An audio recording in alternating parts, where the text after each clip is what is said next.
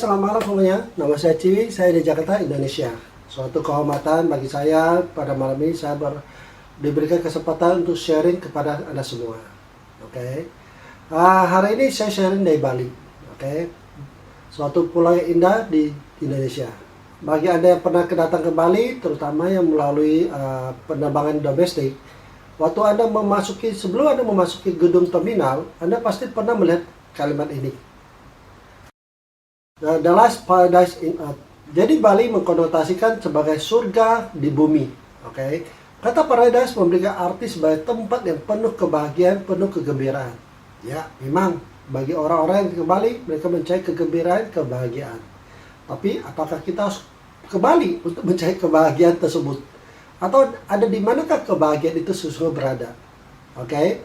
Jadi itulah yang saya akan sharingkan kepada kita semua pada hari ini. Bagaimana sesungguhnya kebahagiaan, kegembiraan, kesuksesan itu ada di dalam diri kita sesungguhnya. Karena di dalam kehidupan kita bisa melihat banyak orang sekali yang mengalami berbagai hal yang sama mungkin dengan orang lain, tapi ada orang yang bisa mengalaminya dan merasa bahagia, ada yang merasakan sedih. Ada orang bekerja keras tapi belum sukses. Sedangkan sisi lain, ada orang yang bekerja keras dan sukses. Ada orang yang bekerja keras, sukses, terus tetap saja sukses. Tapi ada juga orang yang sukses tapi jatuh dan tidak berhasil bangkit lagi. Dan kita juga bisa melihat bagaimana orang-orang dari lingkungan yang sama, mungkin keluarga yang sama, tapi mereka memiliki sifat, kelakuan, atau masa depan yang berbeda. Kenapa itu semua bisa terjadi? Kenapa begitu banyak perbedaan-perbedaan itu ada di dalam berbagai kehidupan orang? Apakah karena mereka kurang bekerja keras? Atau mereka kurang konsisten? Atau mereka kurang beruntung, atau bahkan ada orang bilang apakah itu karena karma.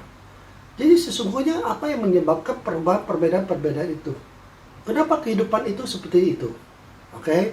Mungkin ilustrasi yang sangat bagus yang saya pernah baca adalah hidup ini seperti pohon yang di ladang, di kebun. Oke. Pohon itu tumbuh dan berbuah, dan kita ambil buahnya, kita makan buahnya, asam misalnya, pahit misalnya, dan kita tidak suka.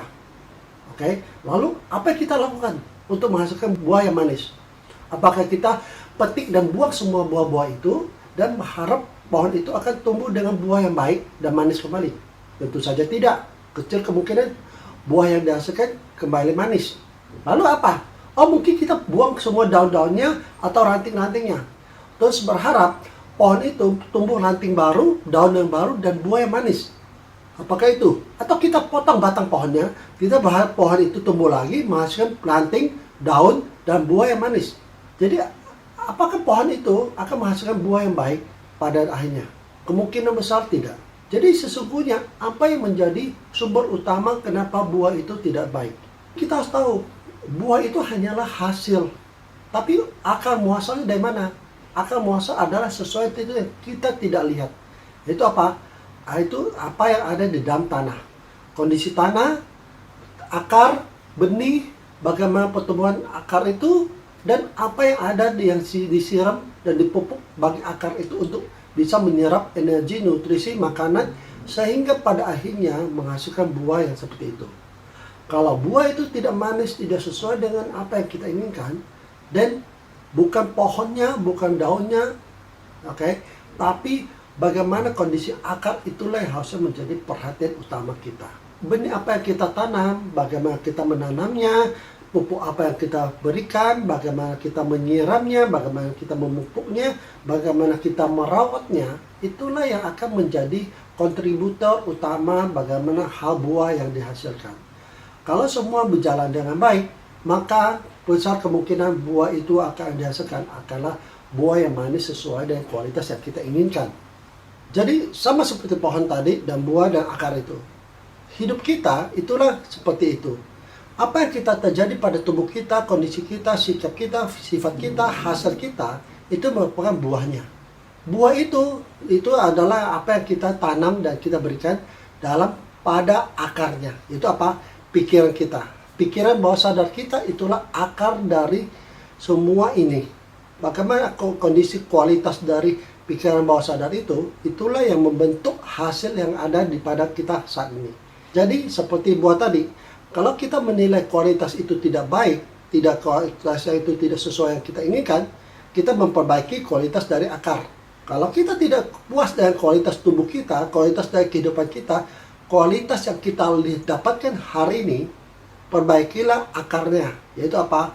Perbaikilah kualitas dari pikiran bawah sadar kita. Karena pikiran bawah sadar kita itulah yang akan menentukan, itulah akan memberikan nutrisi apa yang akan menjadi tindakan kita dan hasil yang kita lakukan, hasil yang kita terima, hasil yang kita peroleh, yang kita lihat pada saat ini.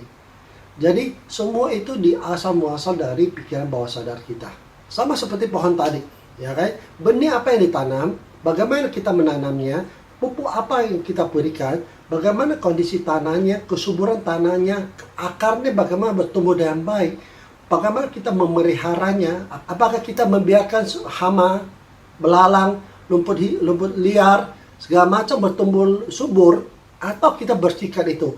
Nah, kenapa? Karena benih yang terbaik, pupuk yang terbaik, air yang terbaik, kalau kita berikan, tapi kalau kita tidak membersihkan segala macam ilalang, hama, benalu yang tumbuh di sekitarnya, maka benih yang terbaik itu pun akan akhirnya mati terjepit oleh ilalang, benalu, dan lumpur liar yang ada di sekelilingnya. Sama seperti diri kita. Benih positif apa yang kita berikan dalam hidup kita? Dan bagaimana kita menjaganya? Apakah kita melihara dengan baik? Atau kita biarkan pikiran-pikiran negatif lainnya juga tumbuh bersamanya?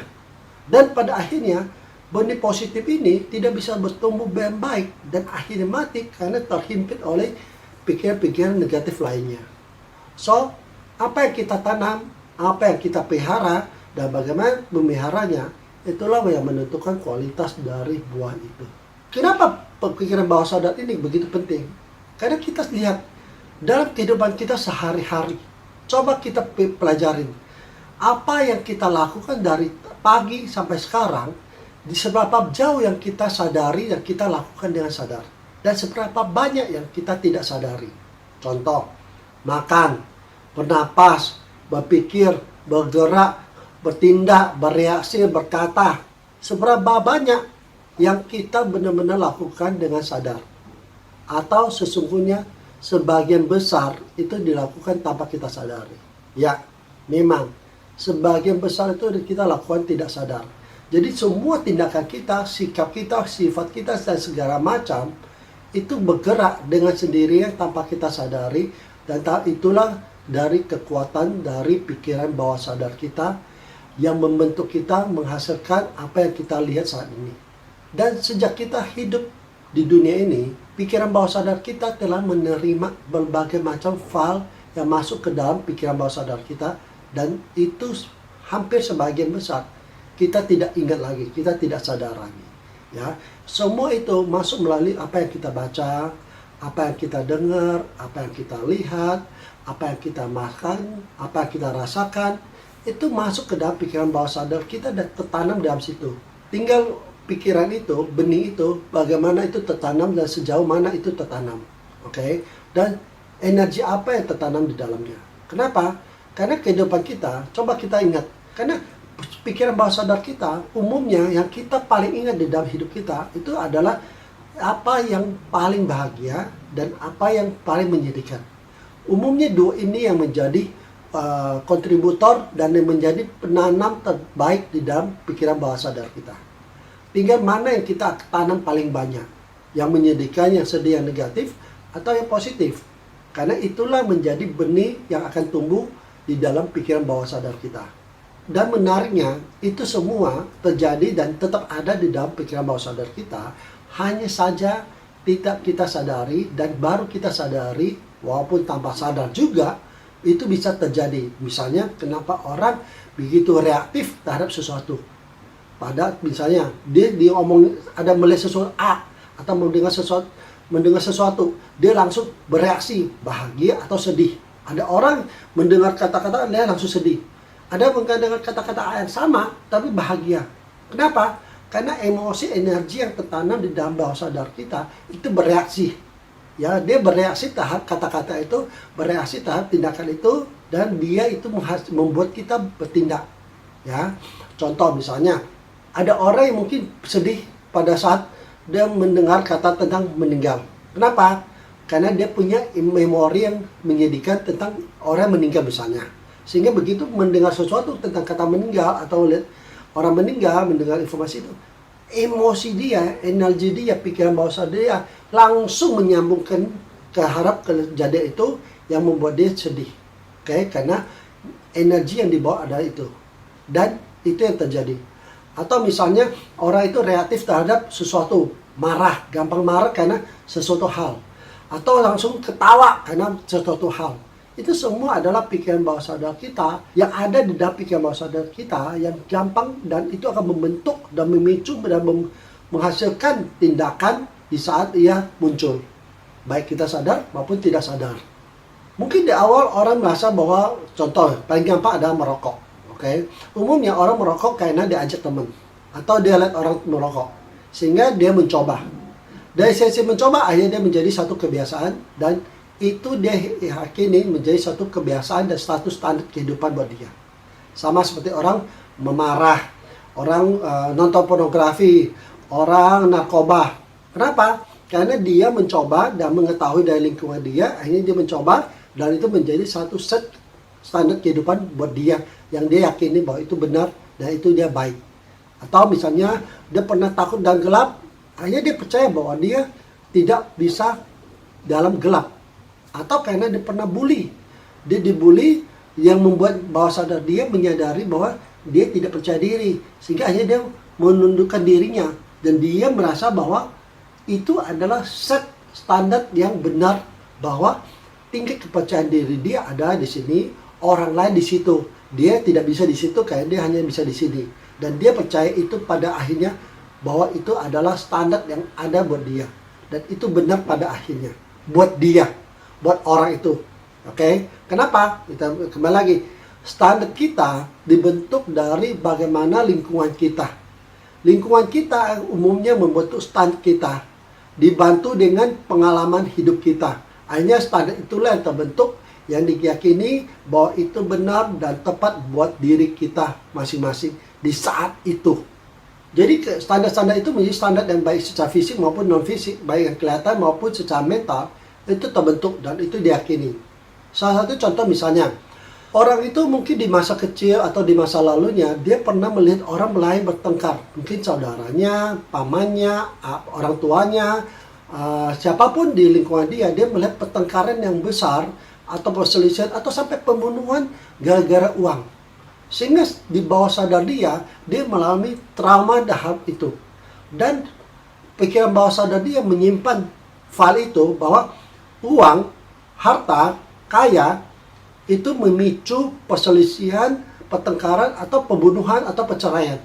Sehingga dia menyimpan bahwa itu di bawah sadar dia. Sehingga apa yang terjadi, walaupun bahwa secara sadar, orang ini mungkin akan bekerja keras, orang ini akan berjuang, orang ini mau kaya. Tapi waktu dia menghasilkan uang, ya, walaupun dia menghasilkan uang, tapi pikiran bawah sadar dia menyimpan file itu bahwa uang itu tidak baik, uang itu memicu perselisihan, uang itu memicu pertengkaran, maka secara bawah sadar, uang itu akan dia hilangkan. Dia tidak akan mau menyimpannya. Entah dan bagaimanapun, uang itu akan keluar dari sendirinya, sehingga pada akhirnya dia tidak menyimpan uang. Karena apa? Karena pikiran bawah sadar dia tidak bisa menerima keberadaan uang itu. Oke? Sama seperti mungkin orang-orang misalnya, orang melihat perceraian misalnya. Di mana-mana saudara cerai. Sehingga dia secara bawah sadar, dia mengalami bahwa hidup itu lebih baik sendiri, jangan berpasangan, jangan menikah. Kenapa? Karena menikah itu akan menjadi sumber pertengkaran, sumber perceraian pada akhirnya. Walaupun secara sadar, dia ingin pacaran, dia ingin berpasangan, dia ingin menikah, tapi secara bawah sadar akan membentuk berbagai alasan sehingga pada akhirnya dia tidak menikah. Kenapa? Karena hal tadi. Bagian dari pikiran bawah sadar dia yang tanpa dia sadari itu membentuk suatu keyakinan bahwa apapun itu dia benar, sehingga akan membentuk tercermin dalam pikiran tindakan nyata dia walaupun dia nggak sadar. Misalnya tadi pacaran tapi akhirnya putus. Kenapa? Karena pada dasarnya pikiran bawah sadar dia tidak mau pacaran, tidak mau berpasangan. Sehingga waktu pacaran ada saja yang membentuk kenapa akhirnya dia putus. Bukan berarti secara seksual dia mengalami perubahan atau apa gay atau apapun, bukan, belum tentu ya. Tapi pikiran bawah sadar dia itu yang membentuk dia, akhirnya melakukan hal-hal seperti itu. Oke? Jadi pahamilah apa yang menjadi kekuatan dan bagaimana pikiran bawah sadar itu membentuk kita kualitas buah itu. Ya, seperti pohon tadi, kualitas apa yang dihasilkan itulah yang menjadi kualitas dari buah yang kita lihat dan kita nikmati. Tinggal kita apakah kita menyukai kualitas itu. Apakah kita meyakini itu adalah kualitas yang terbaik yang seharusnya. Sama seperti buah tadi. Kalau kita merasa bahwa buah itu asam dan kita menyadari bahwa sesungguhnya ada buah manis dari benih yang sama bisa menghasilkan buah yang manis, dan kita akan berusaha memperbaiki untuk menghasilkan buah yang manis.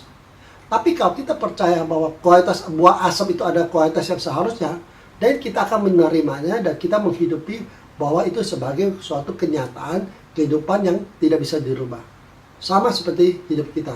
Apakah kita menyadari standar kita memang di sini dan kita percaya bahwa itulah di sini, atau kita menyadari bahwa sesungguhnya standar kualitas hidup kita sesungguhnya bisa di sini. Kalau kita menyadari, memahami bahwa standar kehidupan kita di sini, dan kita akan mau melakukan suatu perubahan buat hidup kita. Jadi, bagaimana dengan kualitas hidup kita? Kalau kita menyadari itu, dan kita akan melakukan perubahan. Misalnya, kita akan mau melepaskan semua beban-beban kita itu. Dan beban itu akan kita lepaskan dengan cara yang baik.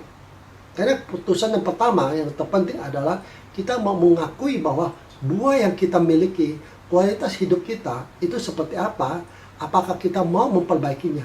Dan kalau kita mengambil keputusan, pertama adalah penting adalah mengambil keputusan bahwa kita mau berubah. Dengan suatu keputusan itu, maka kita akan mau melakukan hal-hal lain, tindak lanjuti dari keputusan itu, yaitu suatu perubahan yang benar-benar terjadi dalam diri kita. Dan dengan itu kita akan berusaha mencari tahu bagaimana file-file itu masuk ke dalam diri kita. File-file mana yang seharusnya ada dan file-file mana yang seharusnya kita lepaskan. Beban-beban apa yang ada dalam diri kita dan beban-beban mana, bagaimana kita harus melepaskan beban itu dan memasukkan, menggantikan beban-beban itu, pola pikir itu dengan pola pikir yang baik, pola pikir yang baru yang akan membentuk kualitas hidup kita yang lebih baik. Sama seperti pohon tadi. Kalau kita menyadari itu dan kita akan mau melakukan suatu perubahan, bagaimana memperbaiki akar itu, bagaimana kita memperbaiki kualitas pupuk kita, kualitas penyiraman kita, bagaimana cara menjaga kualitas pohon itu baik, tumbuh dengan baik, akar tanah dan itu dengan baik. Sama, bagaimana kita menyadari dan mau memperbaiki, menjaga benih-benih positif yang kita tanamkan dalam hidup kita, bagaimana menjaga benih-benih itu agar tumbuh dengan baik, sehingga bisa berkembang besar, sehingga akhirnya pada akhirnya benih-benih positif itu memberikan hasil dalam bentuk tindakan, dan akhirnya pada kualitas kehidupan yang kita inginkan. Jadi, Edian pada dasarnya itulah kenapa kita sangat menganjurkan orang untuk datang hadir pada Value Your Life, a Life-Changing Bootcamp. Suatu training sesuai dengan katanya, a life-changing, suatu perubahan hidup yang kita inginkan agar kita memperoleh buah, menginginkan suatu kualitas kehidupan sesuai apa yang kita harapkan. Oke? Dan semua itu kembali kepada suatu keputusan kita. Seberapa jauh kita mau melakukan perubahan. Seberapa jauh kita mau menyadari, mengakui apakah kita memang punya beban itu. Dan kita mau melepaskannya. Nah, yang berat, yang menjadi tantangan terbesar adalah sebagian besar dari kita tidak menyadari bahwa kita membawa beban. Kita tidak pernah, contoh seperti ini. Kita sudah membawa ransel, oke? Kita membawa ransel yang berat, tapi karena ransel itu dibawa setiap hari, dalam satu periode, ransel itu menjadi tidak berat lagi rasanya.